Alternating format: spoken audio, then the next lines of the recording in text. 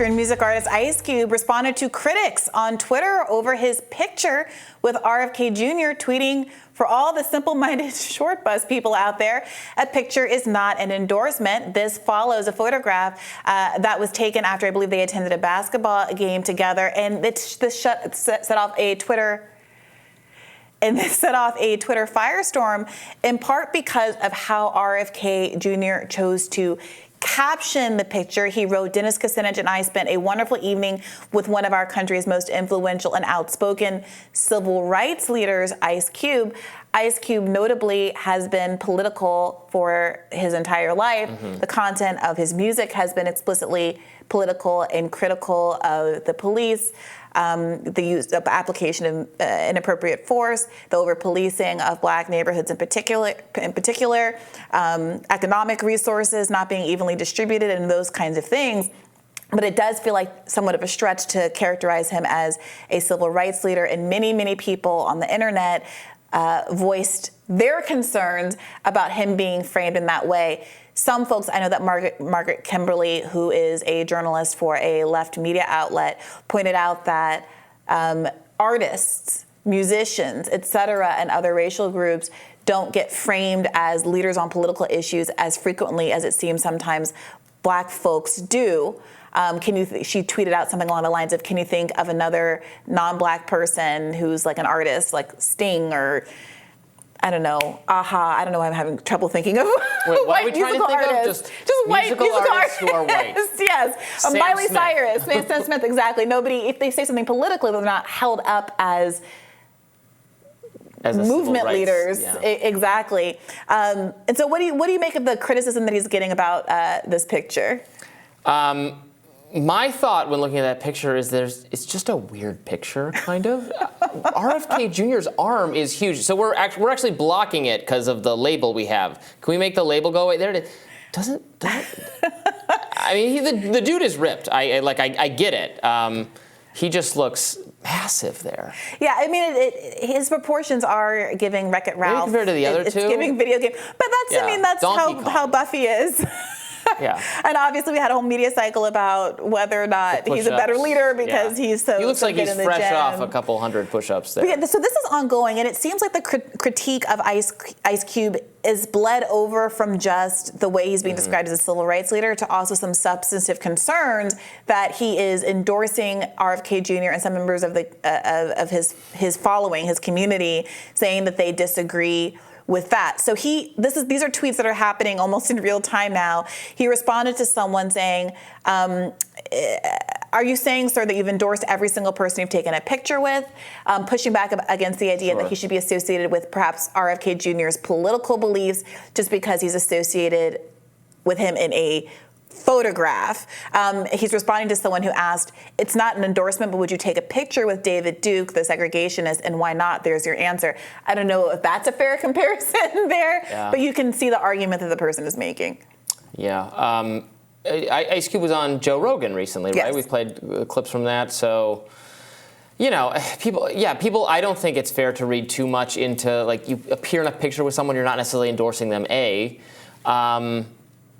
B, it's whatever. Like RFK Jr.'s history of views on civil rights. I mean, he is a Democrat in like good standing on civil rights issue. Whatever people might object to his view of vaccines or COVID policies, he's a pretty normal Democrat, right, on civil rights adjacent things. So I don't know what. But what Robby, the it's not about that. You know that the mainstream media. It's about smearing, shaming anyone for having anything to do with RFK Jr. in any context.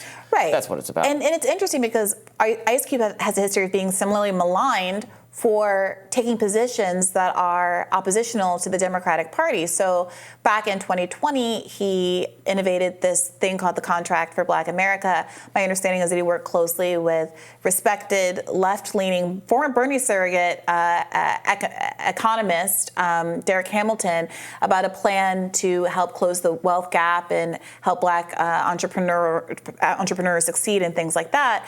And he was shopping it around and asking for the two leading or the two general election candidates, Biden and Trump, to weigh in and give it a hearing and to make their pitch as to what they were going to do for Black Americans specifically.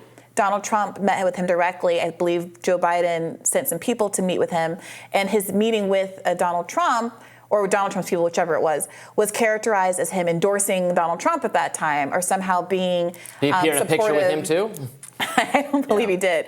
But was seen as him expressing support for all of Donald Trump's policies and opinions, as opposed to being someone who is looking for the potential future president of the United States of America to be beholden to his community. And this has echoes of that there's absolutely no tolerance, it seems, among Democrats for anyone who's even willing to make the slightest of demands in exchange for their votes.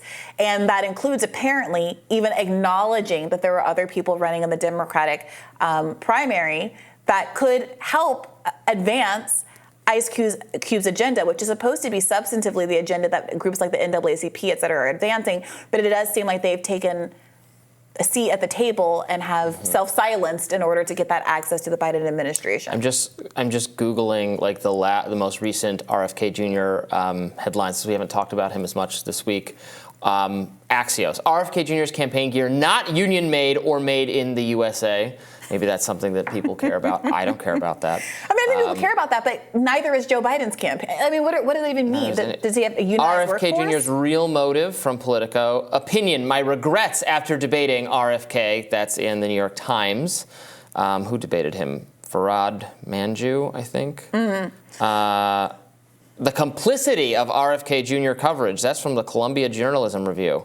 Yeah. I wonder if we're being attacked. Well, look, there is, I think, some natural identity of interest between Ice Cube and RFK Jr. insofar as they've been willing to take these counterculture positions. Ice Cube appeared on a popular morning radio show with Charlamagne the God, The Breakfast Club, this morning, and he offered up a critique of AI. This is particularly interesting since he's coming from the perspective of an artist. Let's take a look at that. Business and out of ever. I think it's the word ever. I think it's gonna put a lot of people out of business and out of work, and everything is gonna be more vanilla. You know, it's not gonna be more creative. It's actually gonna go the other way. And people are gonna get lazier. Yep. And nobody's gonna work hard, and nobody's gonna attain the knowledge so they can write it down. They're just gonna ask for the knowledge. Yep. And you know, people are just gonna get stupider. So he's hardly the first artist to raise these concerns over what the effect of AI are going to be. It's the basis of some of the writer strike concerns that are being raised in Hollywood right now. What do you make of this critique of AI? It sounds Luddite to me. I think, we should be reasonably concerned about, we don't want to, hand over power to an artificial intelligence or something, but innovations in the communication spaces have improved our lives in all sorts of ways. We have better quality movies and TV. I'm not as much of a music aficionado as those other mediums, so I have less Robby, expertise here. to say that technology... If people lose their jobs because there's a better, like the horse and buggy person goes out of business when the cars come along. I don't care. Wait a minute. There's a presumption built into what you said that things are better, that the content is better, that there's an improvement. I think it's very different to say we came up with technology to make CGI effects, and so now we're going to use them in movies, and that makes us be able to do things on a smaller budget than before. Then I'm going to replace an entire script with an AI-generated script that's cribbing information from real writers who are no longer going to get compensated, and also spitting out a product that, as of now, is not good. Moreover, musical artists have raised concerns. If it's not good, then they won't be able to do that. No. Then the movies or the music will be bad. I don't think that that's how this is panning out. We've seen, you're a journalist in your own industry. Humans have been used to churn out these kind of low quality content farms on websites like Gawker and Dazil back in the day, where people are asked to write these 500-word pieces, multiple pieces a day. There's arguments about the quality being not great, BuzzFeed listicles and things like that. But are we going to live in a world where we move more into that lane of getting that kind of content because you have an AI-generated AP-style article that doesn't really offer much in the way of journalism? And is that benefiting our broader community not to have resources put toward investigative journalists because there's all of this investment in cutting budgets and letting computers do the work? I think it's not good, and then people won't engage with it and they won't want it. Like, the higher quality stuff wins out. If it becomes just as good as the high quality stuff, then yeah, there's going to be creative destruction in this field. But I'm not worried about it. I don't think that that's the case with writing. I think that we've already seen journalism decline in quality. If the BuzzFeed listicle department is, replaced by robots, I don't think this is a great loss. I think in journalism to society. we've already seen an enormous decline in quality that's been incredibly well documented. Local news has been devastated, and we know much less about our country and our community than we did even 30 years ago.